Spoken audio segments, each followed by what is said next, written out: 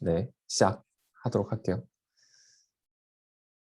네, 일단 마찰입니다. 뭐 인트로에 너무 이상한 얘기 많이 하면 재미없다라고 경고를 엄청 많이 하셨는데, 오늘은 마지막이고 넥스트 10년을 얘기하는 아주 중요한 자리이기 때문에 제가 하고 싶은 대로 할게요, 그냥. 우리가 흔히 면과 면이 닿아가지고 이렇게 비벼지거나 맞닿을 때 생기는 걸 마찰이라고 합니다. 그죠? 어, 근데 이 마찰이란 얘기로 왜 시작하게 됐냐면, 최근 들어서 이제 제가 개인적으로 가지고 있는 의문점들이 몇 가지 있었어요. 왜 이렇게 최근 들어서, 사회가 되었던 어떤 정치가 됐던 경제가 되었던 굉장히 많은 부분들이 혼란스러울까에 대한 부분이 첫 번째였고요. 두 번째는, 실제로 미래를 예측하는 거는 쉽지 않아요. 그렇지만, 1, 2년 정도의 앞으로 1, 2년 정도의 미래를 내다보면서 기업가든 자본가든 투자자든, 그죠? 이런 사람들이 향후 1, 2년의 전망, 또는 한 길게는 중기 정도면 5년 정도의 전망, 그리고 장기로는 한 10년 정도의 전망이라는 걸 통해서 사업을 하거나 아니면은 투자를 하거나 아니면 어떤 행동들을 했었단 말이에요. 근데 이제 최근 들어서는 그런 것들이 왜 더 어려워졌냐라는 얘기입니다. 그죠? 과거에도 물론 어려운 일이었지만 지금은 당장 내년이 어떻게 될지도 모를 정도로 혼란스럽고, 어려운 이유가 뭘까? 왜 이렇게 뭔가 복잡해졌을까라는 생각이었고요. 그다음 세 번째는 당연히 이제 저는 투자자의 관점에서, 아시는 것처럼 뭐 가치주냐 성장주냐의 논란, 그리고 그런 걸 떠나서 가장 제일 제가 의문을 많이 가졌던 건 우리 기존에 했었던 어, 생산의 수단인 토지 노동 자본에서 그 자본의 값이라는 금리, 금리라는 것들이 이렇게 하락하고 자본이 어딘가에 가서 파킹할 만한 곳을 찾지 못했을 때 벌어지는 혼란들이 사회적으로 굉장히 큰 부작용들을 낳고 있으며, 그런 것들이 노동의 가치를 감소시키고 투자 및 자산시장에 대한 버블을 만들고 있는 현 상황. 그렇다면 이걸 어떻게, 인류는 어떻게 이걸 좋은 방법으로 해결할 것인지에 대한 여부, 그 다음에 말씀드린 것처럼 미국 연준에서의 어떤 행보, 그 다음에 투자자로서의 자세, 그 다음에 최근 들어서 엄청나게 많은 신규 투자자들의 유입, 그 다음에 뭐 각종 버블 논란들, 이런 것들은 왜 이렇게 과거에 비해서 많은 소란들을 만들어내고 있을까? 이게 이제 1번 고민이었어요. 당연히 여러분도 고민 많이 하실 거라고 생각합니다. 뭐 그게 단편적으로는 부동산 가격이 왜 이렇게 오르냐, 아니면 뭐 비트코인 가격이 왜 이렇게 올랐냐, 아니면 뭐 주식 가격이 왜 이렇게 오르냐, 아니면 투자를 안 하면 어떻게 되냐, 아니면 그러니까 근로소득을 통한 삶이 너무 어려지고 있다. 뭐 이런 것들을 다 소소하게나마 공감하고 계실 것 같고, 그런 일련의 활동들이 정치적인 어떤 변화를 만들어내고 있고, 경제적으로도 어떠한 변화들을 만들어내고 있는데, 투자자의 입장에서 지금의 상황들을 어떻게 고찰해 보는 게 좋을까? 이게 일단 고민이었어요. 근데 단편적인 답들은 굉장히 많이 내놓은 것 같아요. 뭐 투자의 구루가 됐던, 아니면 뭐 성공한 투자자가 됐건, 아니면 뭐 나름의 시장에서 어, 굉장히 투자를 잘하는 사람들이 됐건, 아니면 성공한 기업이 나왔건, 뭐 그런 것들은 다 결과적이고 단편적인 결과들은 다 나와 있어요. 근데 종합적인 측면에서 봤을 때의 어떠한 이 현상을 설명해 줄 수 있는 메인스트림의 부류, 이런 것들은 뭘까에 대한 고민들이 굉장히 컸습니다. 네. 그래서 이제 이 마찰이라는 걸로 시작하게 된 이유도 그런데요. 사실 뭐와 뭐의 마찰이냐라는 걸 이제 생각해 봐야 된다라는 거죠.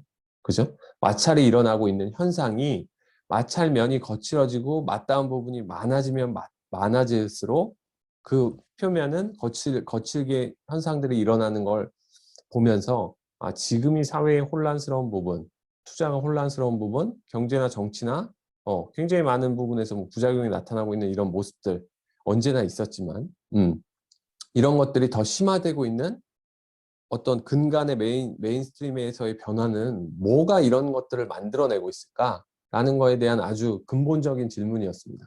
그래서 이걸 스터디를 해오면서 단편적으로 저도 나름으로는 신문을 통해서든 아니면 기업을 통해서든 여러분한테 부분적으로는 설명을 드렸었던 것 같고, 오늘은 그 얘기를 완전 통합해서 정말 우리가 잘 알지 못하는 수면 아래 어떤 변화들과 어떠한 일들이 일어나고 있으며 우리는 거기에 어떻게 대처해야 되며 투자자로서 우리는 어떠한 태도를 갖고 있어야 될지에 대해서 고민해보는 시간을 가지려고 계속해서 지난 10년, 앞으로의 10년에 대해서 얘기해보자. 넥스트 10년이라는 주제다라고 말씀드렸던 겁니다. 다음. 네. 뭐 최근 들어서 서울 여의도에 개점한 더현대 서울 방문객 수가 어마어마하다라는 뉴스들이 계속해서 나오고 있어요. 알고 계시죠? 그죠? 그리고 우리가 잘 알고 있는 네이버 스토어의 방문자 수 혹시 알고 계세요? 더현대는 개장 3일 만에 무려 100만 명이 다녀갔습니다. 그리고 네이버 스토어는 네이버 스토어 이용자 수는 계속해서 늘고 있지만 어쨌든 월 1000만 명 수준을 유지하고 있어요. 그러니까 단편적인 뉴스나 사회적 현상들로 보면 이런 것들이 저의 의문의 시작점이었어요. 더현대가 새로 개장을 했는데 개장 3일 만에 무려 100만 명이 방문했다라고 해서 소란이 일어난 거죠. 그죠? 그리고 실제로 뉴스에도 나올 만큼 어마어마한 사람들이 다녀갔다라는 이런 것들을 일으키고 있었고, 네이버 스토어의 이용자 수는 1000만 명 정도가 월 네이버 스토어를 이용하고 있어요. 근데 제가 계산해 보기로는 이 마켓이라는, 그러니까 만약에 이걸 시장이라고 본다면 시장은 결국엔 방문객 수와 그 방문객이 체류하는 체류 시간을 곱해서 그 사람들이 이용한 금액의 몇 퍼센트를 마켓은 마켓에 대한 이용료로 가져가게 되어 있죠. 그죠? 그래서 더현대 서울 방문객이 100만 명이 됐건 가정을 하는 겁니다. 예를 들어서 대한민국 국민의 절반 이상이 가서 2천만이 갔다, 3천만이 갔다, 몇만이 이용객 수를 달성했다 라고 하더라도 우리가 놀라지 않는 이유와 그 근저에 네이버 스토어 이용자 수가 저렇게 늘어나고 있는데도 우리 눈에는 잘 보이지 않는 이유와 더현대는 개장 3일 만에 100만 명이 방문한 거에 소란이 나는 이유, 이런 것들에 대해서 좀 근본적으로 궁금해지기 시작했다라는 거죠. 이런 뉴스를 우리가 계속 봐왔기 때문에. 다음. 네, 그래서 오늘 할 얘기의 핵심은 저런 단편적인 뉴스, 단편적인 현상, ETF가 공모펀드나 액티브펀드를 이기는 이유, 그 다음에 최근 들어서 경제학의 무용론이 제기되는 이유, 그 다음에 실물이 왜 이렇게 어려운지에 대한 이유, 그 다음에 자영업자에 대한 어려움, 그리고 양극화가 심해지는 현상, 또는 우리가 뜻하지 않게 어떠한 이유에서 미국 나스닥이라는 시장에 관심을 갖게 됐는지에 대한 이유, 이런 것들을 완전히 총체적으로 한번 살펴보는 계기가 될 텐데요. 일단 여기 나온 단어들을 혹시 이해하고 계세요, 다들? 전부? 딥러닝이라는 단어도 보이고, GPU, AI, 뉴럴링크, NFT, 그 다음에 DPU, 그 다음에 디파이, 클라우드, 메타버스, EUV, 그 다음 나노, 지노믹스, RNA, 자율주행, 데이터 센터, 이더리움, IoT, 퍼블릭 클라우드, 이런 거 다 용어로 알고 계세요? 사실 저도 계속해서 투자를 하고 있는 사람이지만 시간이 갈수록 알아야 될 용어들이 늘어나고 계속해서 새로운 단어들이 쏟아져 나오고 있습니다. 너무 빠른 속도로 쏟아져 나오고 있어요.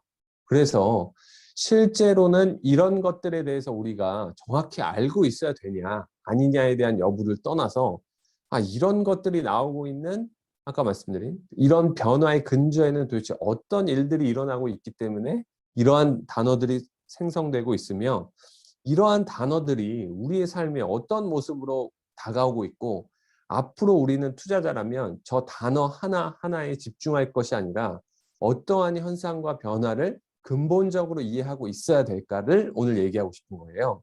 그러니까 한 가지의 테마로서 여러분이 뭔가를 접근하시다 보면 제 생각에는 계속해서 시장이나 어떠한 상황들에 이끌려갈 수밖에 없습니다. 자율주행 관련, 데이터 센터 관련, IoT 관련, 비트코인 관련, AI 관련, GPU 관련, 딥러닝 관련, 이러한 현상들에 계속 단편적으로 매몰될 수밖에 없어요.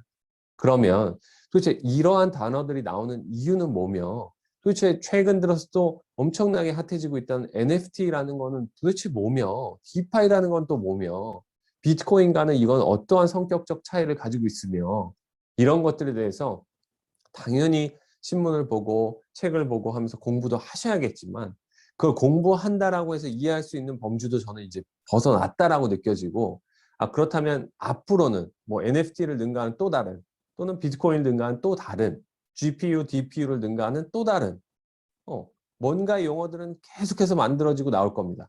그럼 이제 우리는 거기에 어떻게 대응해야 될 것인가? 이거에 대한 문제입니다. 다음. 그러려면 지난 30년 동안 대표적으로 투자자의 관점에서 30년 동안 코스피 지수가 어떠한 상황들을 맞이했으며 지금까지 어떻게 흘러왔는지를 보는 게 중요하다고 생각이 들어요. 그래서 한번 보시죠. 지난 30년간 코스피의 움직임은 어떠했는지. 무려 90년대부터 지금 2021년까지 코스피의 궤적은 이러한 모습을 보이면서 이러한 그림으로 그려지고 있습니다. 이 10년, 10년, 10년, 10년마다 코스피는요, 항상 어떠한 꿈과 테마를 이루면서 성장해 왔어요. 그리고 주가 지수의 변동은 97년에는 IMF 외환위기, 2000년에는 닷컴 버블이 붕괴한 사건, 그리고 2001년 9월에는 미국 9.11 테러가 발생했었죠. 그리고 2004년에는 차이나 쇼크라는 것도 일어났었습니다. 그리고 2007년, 2009년까지 무려 전 세계를 공포에 몰아넣어간 금융위기가 발생하기도 했고, 2012년에 유럽 국가부채 위기가 발생했고요. 그죠? 2015년도에는 중국 증시가 갑자기 폭락하는 사태가 벌어졌었고, 2016년에는 사드 배치 사태, 2018년도에는 테이퍼링 텐트럼이 일어났었고요. 그리고 2020년에는 코비드 19 사태가 일어나서 글로벌 셧다운된 상황이 왔었죠. 이러한 어마어마한 단기적인 이벤트들이 벌어졌음에도 불구하고 코스피 시장은 저 위치에 올라와 있습니다. 저 궤적을 그리며 나아가고 있고요. 그죠? 다음. 근데 이러한 위기 때마다 어떠한 변곡점들이라는 것들이 발생해서 시장에 또 새로운 꿈과 희망을 불려넣으면서 지금까지를 또 끌고 왔다라는 얘기입니다. IMF 외환위기가 터지자 IT 버블이 일어났고, IT 닷컴 버블이 붕괴돼서 시장 상황이 좋지 않자 중국의 대개발 도시화와 대개발 상황이 일어나기 시작해서 대한민국에는 그죠? 칠공주라는 대표적인 엄청난 수혜 기업들이 나오기 시작했었고, 금융위기가 일어나고 나니까 그린 뉴딜이 정책들이 엄청나게 발생되기 시작해서 차화정이 엄청난 수혜를 보던 시기가 있었고, 그 이후로 모바일 게임, 중국 소비, 그 다음 VR, AR, 5G, 반도체 슈퍼사이클이 왔었죠. 저때. 그 다음에 최근 들어서는 빅이라고 불리는 뭐 바이오, 배터리, 인터넷, 게임이라고 불리우는 소위 언택트의 많은 기업들이 또 수혜를 본다라는 이러한 꿈과 희망을 가지고 지금의 위치까지 왔다라는 거죠. 그죠? 그래서 이렇게 나눠보면 테마라는 것들이 존재했지만 전체적인 윤곽에서 보면 항상 사회는 어떠한 큰 사회적 변화들의 흐름 속에 맞춰서 그 안에서 작은 어떠한 현상들의 꿈들을 꾸면서 지금까지 왔었다라는 거죠. 이른바 90년대에서 2000년대 초반까지, 90년대 말까지는 이른바 글로벌화 시대를 맞았습니다. 그래서 그거와 관련된 변화의 방향이 굉장히 뚜렷하게 나타났었고, 2000년부터 2010년은 사실은 중국의 시대라고 볼 수 있었다라는 거죠. 이때는 중국과 관련된 어떠한 변화들이 세상의 중심으로서 움직이는 강력한 축이 됐다라는 거고, 2010년부터 일어난 본격적인 변화에 2020년 작년 코로나19 사태 때까지, 그리고 올해까지 지금까지도 계속해서 이어져 오고 있는 변화의 핵심 축은 뭐냐? 이른바 IT의 시대가 지속적으로 이어지고 있다라는 거죠. 그래서 단편적으로 보시면 여러분이 최근 들어서 나스닥에 관심을 많이 갖고 테슬라라든지 뭐 애플이라든지 팽이라고 불리는 그런 기업들에 관심을 많이 갖게 된 후행적 이유는 뭐냐면 지난 10년간 IT가 보여준 성장에 대한 궤적, 그리고 그들이 만들어낸 성공의 스토리, 그리고 그들이 그려나갈 꿈, 이런 것들에 여러분이 알게 모르게 공감하고 있고 사용하고 있고 이용하고 있고 그러면서 그런 기업에까지 투자해야겠다라는 후행적 사고까지 이어졌다라는 얘기입니다. 자, 그러면 저는 이제 무슨 얘기를 하고 싶냐면 그럼 IT의 시대는 계속 될 거냐? 아니면 이제는 중국의 시대로 다시 돌아가는 거냐? 아니면 최근 들어서 위기론을 주장하는 것처럼 G2의 분열과 함께 블록화가 진행되는 거냐? 아니면 다시 글로벌화 시대가 오는 거냐라는 기로에 서 있는 시점이라는 거죠. 지금이. 굉장히 어렵고 굉장히 마차적인 구간이면서 굉장히 어떠한 근저의 변화들은 꿈틀꿈틀 되고 있지만 사람들은 그걸 알기 쉽지 않다라는 겁니다. 그래서 지난 30년간의 축의 변화들의 중심에서 글로벌화, 그다음에 중국의 시대, 그다음 IT의 시대를 거쳐서 앞으로의 10년, 2021년부터 코로나19가 조금씩 회복되는 구간에 들어서는 올해부터 또 어떤 분들은 가치주로 가야 된다. 경기 민감주로 가야 된다. 또는 여전히 성장주가 우위를 보일 것이다. 이런 논쟁에만 갇혀 있는데 그 논쟁에만 갇혀 있을 게 아니라 근저에서 일어나고 있는 큰 변화들의 축을 이해하고 이러한 변화가 앞으로도 계속 될 거니 나는 어떠한 포지션과 어떠한 자세를 갖고 있어야겠다라는 마음을 오늘 이 시간을 통해서 여러분이 좀 가졌으면 좋겠다라는 겁니다. 그럼 앞으로 10년의 변화는 뭐냐? 저희도 이제 이거에 대해서 엄청 많이 고민했었던 거죠. 다음. 그리고 넥스트 10년의 모습이 어떠한 모습으로 이어질 거냐. 이거에 대해서는 알 수 없습니다. 저 1번, 2번, 3번의 궤적이 보여주는 것처럼 그냥 새로운 꿈과 새로운 10년의 시대가 또 열리면서 계속해서 시장이 우상향하는 그림이 나올지 또는 지금까지 왔던 힘들이 동력을 잃고 하락하는 구간에서 새로운 꿈과 테마가 나오면서 그것들로 인해서 다시 시장을 이끌어가는 동력을 만들어낼지 그건 저희도 예상할 수 없다라는 얘기입니다. 왜?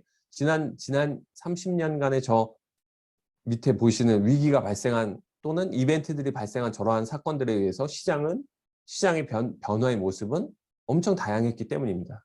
그래서 저희도 맞출 수는 없지만 대략 항상 시장은 어떠한 상승과 변곡점을 만들어내고 그 변곡점에 새로운 꿈, 새로운 시대를 열어갈 만한 새로운 꿈을 마련해서 그걸 통해서 새로운 시대로의 전환을 만들어내더라라는 얘기입니다. 이해되세요? 근데 그럴 때마다 시장에 나타난 변화의 근본의 밑에 있는 현상은 뭐였냐면 낮은 금리와 풍부한 유동성. 한마디로 뭐예요? 돈이 많은 시기. 돈이 많은 시기에 사람들의 꿈이 다양해지고 엄청나게 새로운 꿈들을 꿀 수 있게 되고 그 꿈이 과거와는 다른 꿈이기 때문에 처음에는 아주 낯설고 생경한 상태로 우리에게 다가오지만 그걸 먼저 파악하고 있는 사람에게는 10년, 앞으로의 10년, 2021년부터 2030년대를 먼저 가서 선점할 수 있는 자의 기회를 준다라는 거죠. 이걸 이해하고 계셔야 됩니다. 그래서 지금까지 IT의 시대였으니 2021년부터 30년까지도 IT의 시대라고 확언할 수 있냐? 없습니다. 그리고 그럼 IT의 시대가 끝난 거냐라고 생각할 수 있냐? 그것도 없습니다. 그리고 빅이 주도하는 이 현상 그러면 여기서 끝난 거냐 아니면 더 갈 수 있냐? 이것도 우리는 예측할 수 없습니다. 그렇지만 중요한 건 뭐다? 이러한 변곡점들이 만들어낸 상황에서 새로운 10년을 좌우할 꿈들은 반드시 나와줘야 된다. 지금이 또 새로운 변곡점에 상단부일지 하단부일지 모르지만 앞으로 시작될 10년은 새로운 꿈의 시대, 새로운 것들의 시대로 열리게 될 것이다. 지금까지 우리가 알고 있는 저것들이 아니라 라는 얘기입니다. 다음. 그래서 투자자는 개인적으로 세계관의 확장을 잘 일어나야 된다고 생각하는데 이 세계관이라는 말씀을 드리면 일단 뭐 굉장히 공감 못 하시는 분들도 많고 현실에 너무 몰두하다 보니 새로운 세계에 대해서 낯설어 하시는 분들도 굉장히 많다라는 거죠. 그렇지만 게임을 좋아하신다면 특히 게임 안에서 또는 영화를 좋아하신다면 그 영화에서 그 감독이 만들어낸 세계관 그 세계관에서 우리라면 어떠한 선택을 내렸을까 이런 것들을 통해서 우리의 세계관을 점차 넓혀가는 연습을 하는 것처럼 상상력을 키워가고 했던 것처럼 앞으로 10년은 어떤 꿈이 필요할까를 고민하는 순간에 저희의 가장 큰 고민은 역시 과거를 보는 거였어요. 과거의 세계관은 어떠한 식으로 확장되어 왔을까? 처음 우리가 세계관이라는 걸 만들기 전에 어땠냐? 가족, 혈족, 씨족으로 만들어진 이른바 클랜이라고 불리우는 이런 형태의 세계관이 존재했었죠. 아주 좁고 로컬적인 마인드만 형성되어 있던 거죠. 그랬던 것이 어떻게 확장이 됐냐? 컨트리, 나라라는, 국가라는 개념으로 발전하면서 뭔가 좀 더 큰 공동체로 확장이 됩니다. 이것 역시도 세계관의 확장입니다. 그죠? 나라라는 보이지 않는 어떠한 개념을 만들어낸 거죠. 그 다음은 어떻게 됐냐? 그 나라가 다른 나라를 침략하거나 영토를 확장하겠다는 의미에서 제국주의 시대가 열렸고요. 그죠? 그 다음은 어떻게 됐죠?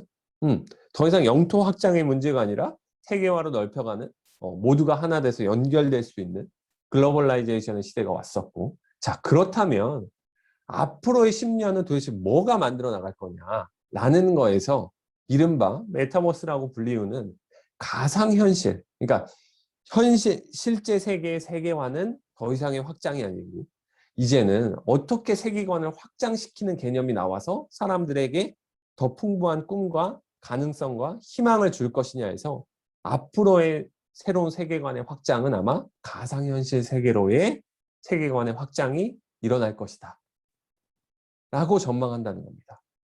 이해되세요? 다음.